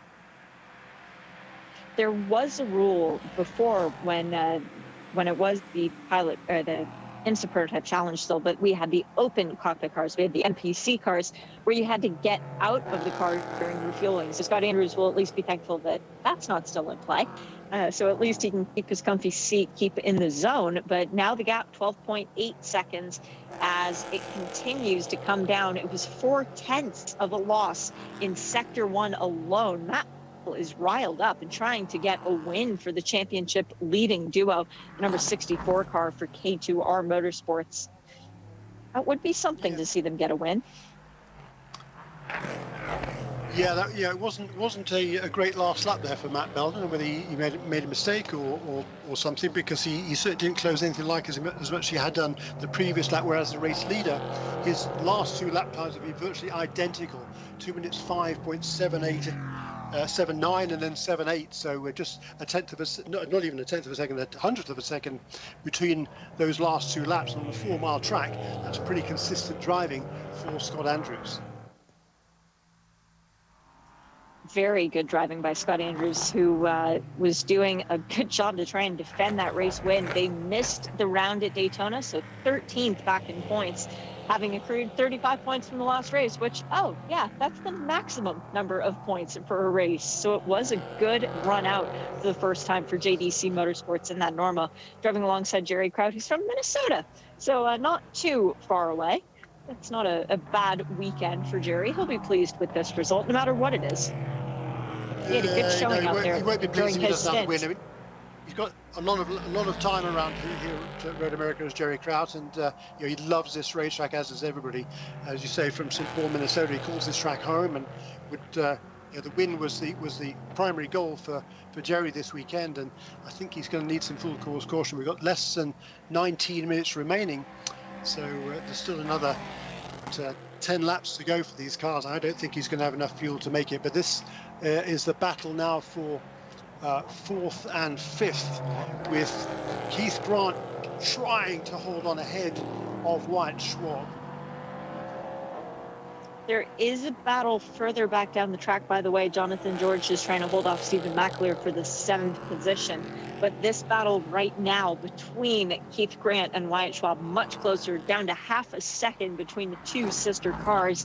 And so we don't want to peel away from that, because behind them, now we can see Dakota Dickerson. So he's still 7 seconds behind this battling pair. But again, when you battle, you tend to take time off of one another. So it does invite cars that are slightly behind you to come join the party, as the Jonathan George, Stephen McAleer car now separated by the lapped car of Eric Palmer, who very kindly moves out of the way for Stephen McAleer before they get to turn 3, and McAleer makes it through safely.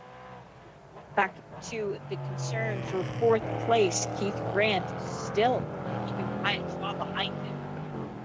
Wyatt now looks at and Dakota Dickerson. That's not comforting, Jeremy.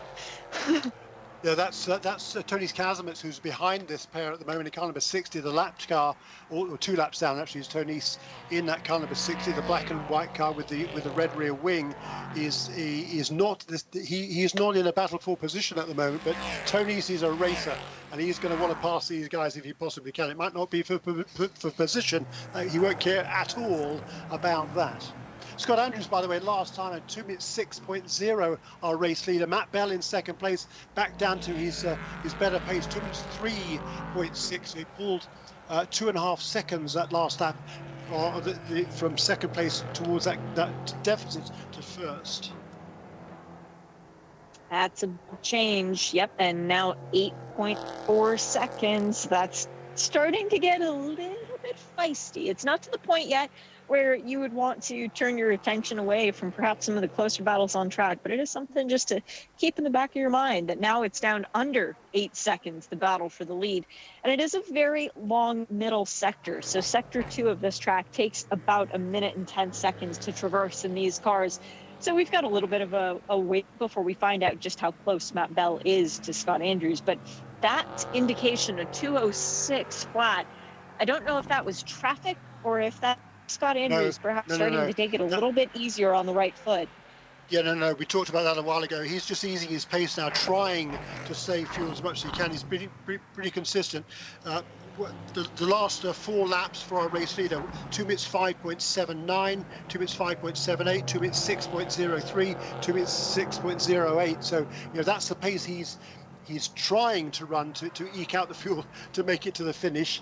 I think it's a forlorn hope for him, but certainly within 3 or 4 laps, we're going to have a contest for the lead on the racetrack. He's 5 laps off worse than Matt Bell on fuel with Scott Andrews, so he definitely has to lessen the pace. He has to figure out a way to try and stay in front which will be a very big ask given that we still have 15.5 minutes to go of this race, and now the gap is down to 7.2 seconds as they both come out of sector 2.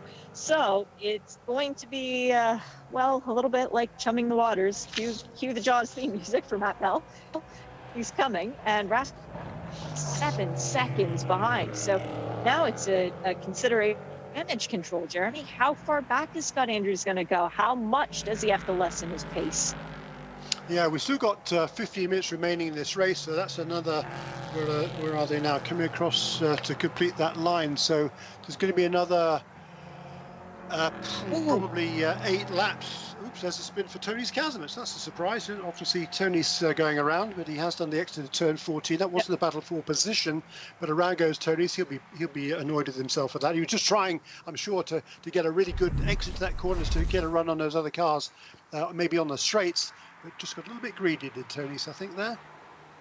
Yeah, look at the speed he carries through the corner. Left side wheels. Yeah, he carried massive speed through that corner, Shay. That left rear just catching on the grass, Jeremy, just ever so slightly, because, as you said, a lot of speed through the final corner, but just the left rear going to put down the power and finding no stable traction. It's a bit like walking on ice. You go from walking on some very stable material like concrete, and then all of a sudden you step on a little bit of ice and your foot goes in a direction you weren't expecting. That's exactly what just happened to Tony's Kazimierz with his left rear wheel. You thought that it would keep going in the same direction. No, it didn't. But no harm, no foul, managed to get turned around and continues on in the 11th position. Still almost 30 seconds ahead of Eric Palmer in the number 3. So no fear of losing that position as of yet. All right, where is the lead now? 6.4 seconds for Matt Bell, Jeremy. Yep. And with 13 minutes remaining, it's going to feel like a lifetime, I think, for Scott Andrews. Here he comes through turn 13. This is his 41st lap for our race leader. He took the lead after the round of pit stops on lap 26. Would this be his 15th lap in the lead of this race? But it's been a super run by this JDC Motorsports team. Joe Krause is one of the principals of this team, along with the Church family, and he's coming off the win last time out at Sebring, so the team desperately wants to make it 2 in a row on the team's home track. Another consistent camera lap shot time there. Back down from the camera shot from Rooftop Ray, who's not rooftop right now. He's hanging out in turn 1, but as he was looking back down the front straight, watching Scott Andrews in the lead, the small looming gray X-Wing fighter was just there in the background. Matt Bell switching to guns, I think, because it's a little too close for missiles on that one. But Matt Bell is coming in. It's down under 5 seconds now. The battle between first and second. But further back on track, the battle for fourth continues. It's 0.7 of a second now. Keith Grant doing a fantastic job to keep Wyatt Schwab behind him. Do you think that's team orders or genuine pace, Jeremy? A big one, Shay? Do you think it's keeping Schwab behind Grant, or since they're both for 47 Motorsport? Keeping Wyatt behind? There'll be no team orders here, no, absolutely not. They're racing for position. The only team order is don't take out your teammate. So if Wyatt Schwab is going to he's going to make a move, he's got to make sure it's clean and that there's no contact between himself and the Grant brothers. If there is, there'll be some unhappy people around, I can tell you that. There'll be beers along with the cheese curds, corn, and brats tonight over in their trailer. Is that what you're saying, Jeremy? Yes. It got a little bit closer there that last time around, but now they come out of the carousel and go down the backstretch through the kink and then approach Canada Corner into turn 9. Schwab is still just a little bit too far back to try and make a move on his teammate for that fourth position. So Keith Grant doing a fantastic job to keep that number 40 in the lead. Speaking of the lead of the race, Scott Andrews, 3 seconds now ahead of Matt Bell, as Matt very clearly can see the bright blue car ahead of him. And Matt knows that now It's all about taking it easy over the next 10 minutes. He's got to catch up to the car ahead of him, but that will be easy. Getting around Scott Andrews, well, it should be okay. But if Andrews can go to the end and can pick up his pace, it will take until the last lap for Matt Bell to actually pass him.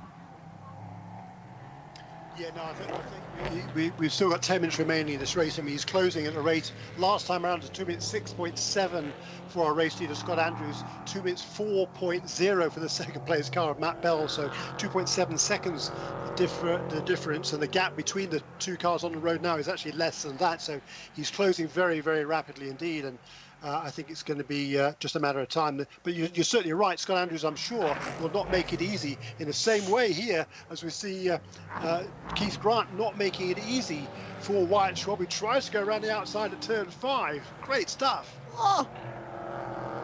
Oh my goodness, and he tried to make it stick too when he had two wheels on the grass, but Grant gave him the racing room that Schwab was asking for. Schwab finally deciding it's not going to happen. Do not hit your teammate, remember, and backed out of it. What a run that Schwab had on Grant going into that turn 5. Now Grant's going to be a little bit more aware that Schwab wants to make the pass, that Schwab feels confident in making the pass because he sat behind him for such a long time, Jeremy, that I bet Grant was feeling a little bit content with his position. Not anymore.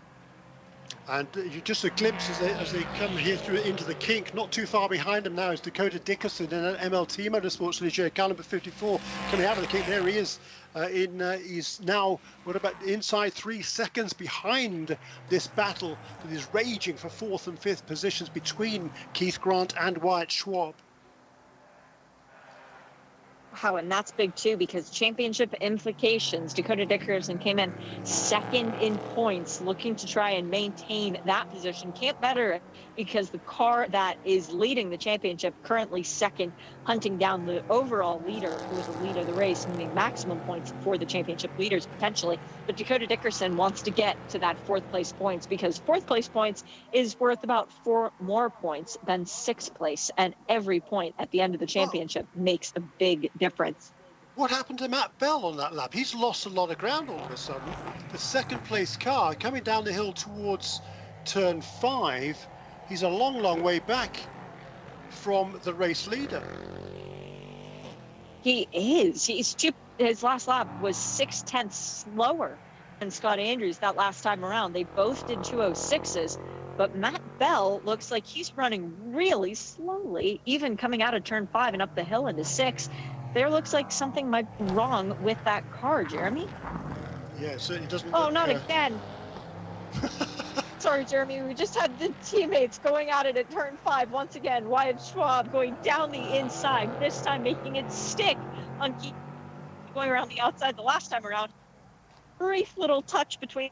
There's a little bit of white smoke, but it looks like no damage between at the very least. So a replay, just another opportunity for us to get a look at it going down the inside. Schwab committed early. There was just a gentle little tap, maybe even not, between Grant. And this time Schwab forcefully makes his way through the position. But finally, speed. All right, now back that was a really good pass there by Wyatt Schwab. It was, as you say, it was a nice clean pass. He made the move down the inside perfectly clean.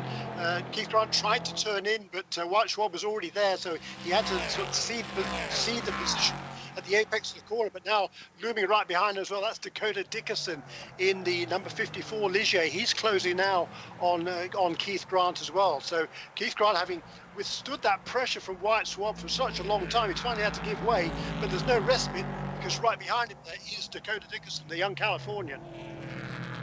There is something wrong with Matt Bell. He's now 8.6 seconds behind the leader. His last lap around was a 2:13.4. The leader's last lap around, a 2:08.4. Third place, last lap around, a 2:10.1. Has everybody miscalculated the fuel and with 6 minutes to go, starting to realize that they can't indeed make it to the end?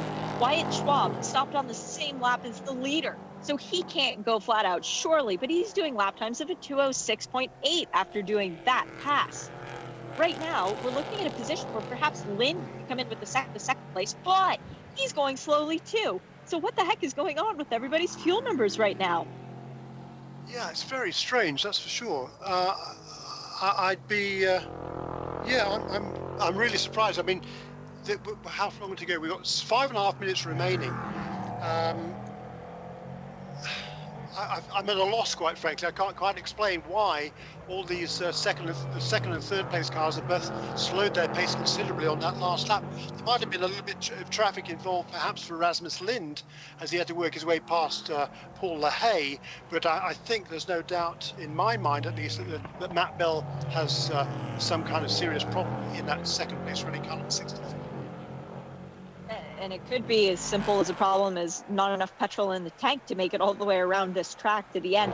I don't think any of the teams, Jeremy, would have planned on it going without yellows for the last hour of the race. So that's got to come as a little bit of a surprise given the start to the race with the yellows. But it's staggering to see all of a sudden the lap times dropping off as much as they have. And see people like Wyatt Schwab still pushing quite hard because he's trying to build a gap. But unfortunately for Keith Grant, he now has to deal with Dakota Dickerson all over the back pit.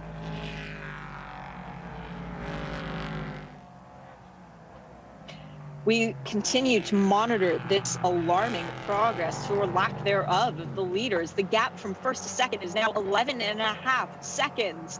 It's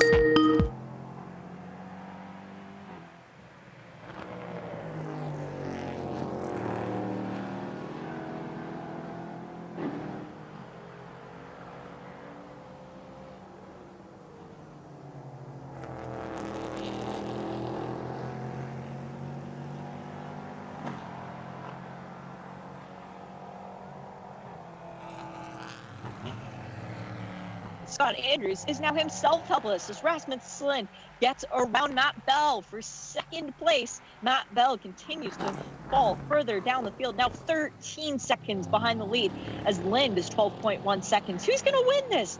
No idea. It always turns into a fuel race at the end of Road America. And the problem is, the distance of this track, much of it takes your full commitment, full throttle. 3 minutes to go, which means we might be getting the white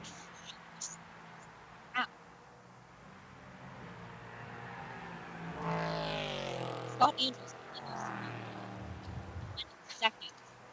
ahead of second place, which is now Rasmus Lind. Matt Bell further way through second two. Let's see what Andrews does. He did a 1.9. Lind did a 1.6. We made up 2.3 seconds in one sector alone. The battle for the lead win could be on.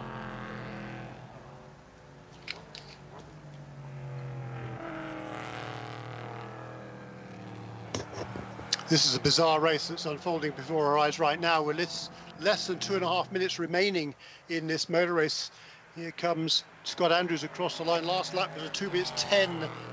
As he crosses the line, this time it's a 2 minutes 12.4. He's tried desperately to save fuel, but he's going to have to do well. He should be able to, if he could complete this lap, I think it would be good enough to get into the finish line. He's cut his pace by so much. As he crossed the line, I think there's about 2 minutes 8 or 9 seconds remaining in this race. So it looks like he might be able to make it, but for the several other cars, they're running out of fuel, and that's bizarre given the fact that number 9 car has gone a lot longer than everybody else in this field. Who is that just pulled off, Jeremy?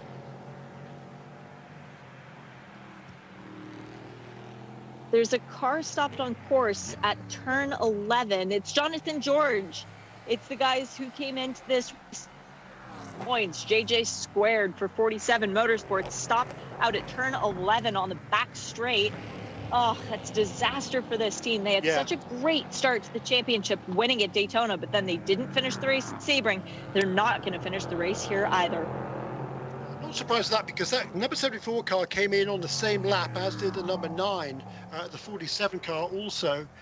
So they are both stretching their fuel loads at this long. It looks like they're going to be able to make it, but Scott Andrews, he's still got a pretty handy lead over Rasmus Lind, but where is Lind now?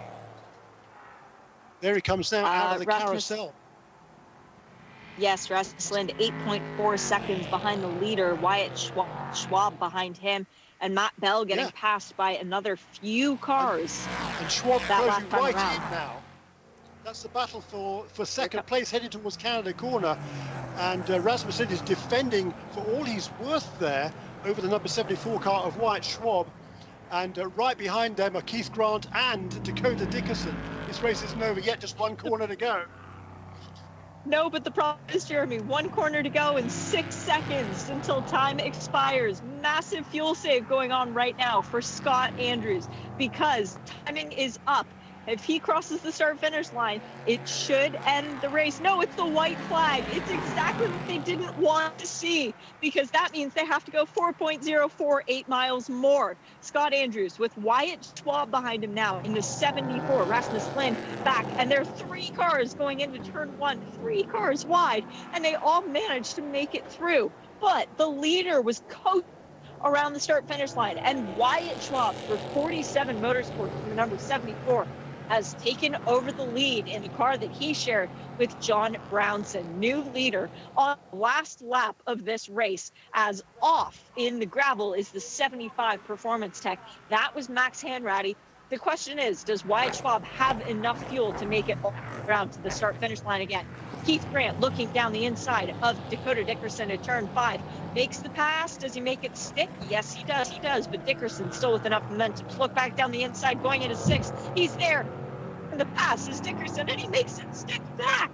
So Dickerson still in second place as Wyatt Schwab is the leader. And now the fight's on for third as Grant goes off the track after a little bit of an issue there with Scott Andrews. I didn't see any contact between the 2 cars, but there could have been a touch as Grant manages to get back on track and continue around. Yep, I think there was a little bit of contact with Andrews there, the former race leader. Wyatt Schwab is leading. We have car 75, Hanratty, is off the course turn 12, so there will be local yellows around there. Paul LaHaye was just stopped off the side of the track at the exit of the carousel, but the battle for the lead is on. Here comes Dickerson. Wyatt Schwab defending to the inside line as they head into Canada corner. Doing a good job there to make sure there's no way through for Dakota Dickerson. Now less than half a mile to the finish line. But do they have enough to make it up that very steep hill out of turn 4? Dakota Dickerson looks to the inside. They're side by side coming out of 14. Now it's a track race up the hill. Who has enough left in the tank to make it a win? Dickerson pulls ahead ever so slightly. Dickerson getting the lead. Dickerson getting the win. MLT Motorsport, car number 54, crossing the finish line first. That means Dakota Dickerson and Doug Cero win this race after pretty much everybody else runs out of fuel, and there are cars everywhere across the racetrack. It's going to be a very busy couple of minutes for the Road America Safety Control as they go out to reclaim all of these cars. But what a drive from Dakota Dickerson, and credit to him, Wyatt Schwab bringing his car home in second place on that final lap. A lot of action. Scott Andrews managing to hold on to third and the final podium position for JDC Motorsports in that number 9 car. For Property in fourth, Matt Bell for the 64 K2R Motorsports, and in fifth, Keith Grant after being shoved off track on that final lap. Stephen McAleer after serving a drive-through penalty for Robler Racing, coming home in 6th position. Behind him, Rasmus Lind stopped out on track. Maxwell Hanratty stopped out on track. Jonathan George made it back to the pit lane, but had stopped out on track. What a frantic couple of minutes as Wyatt Schwab is now pulled over to the side of the track, not having enough fuel to get back to the pit lane. Well, that's a bizarre motor race. I mean, we always see some exciting action here at Road America, but that was the most incredible race. Coming down the hill into turn 3.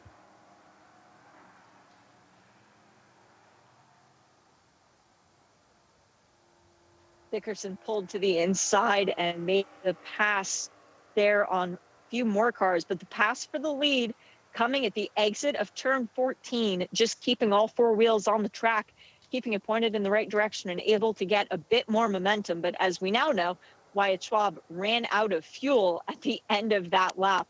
So it was Dakota Dickerson who managed to get just enough And hopefully he has enough to drive it back around to victory lane as Wyatt Schwab is sitting on the side of the track waiting for somebody to come help him. So close to that race win. But what a drive from Wyatt Schwab. There was a hip check there from Keith Grant from Scott Andrews on that last lap as they came through before the carousel. That resulted in the orange 47 Motorsport car spinning off the track. That's turn 7, the car that started on pole.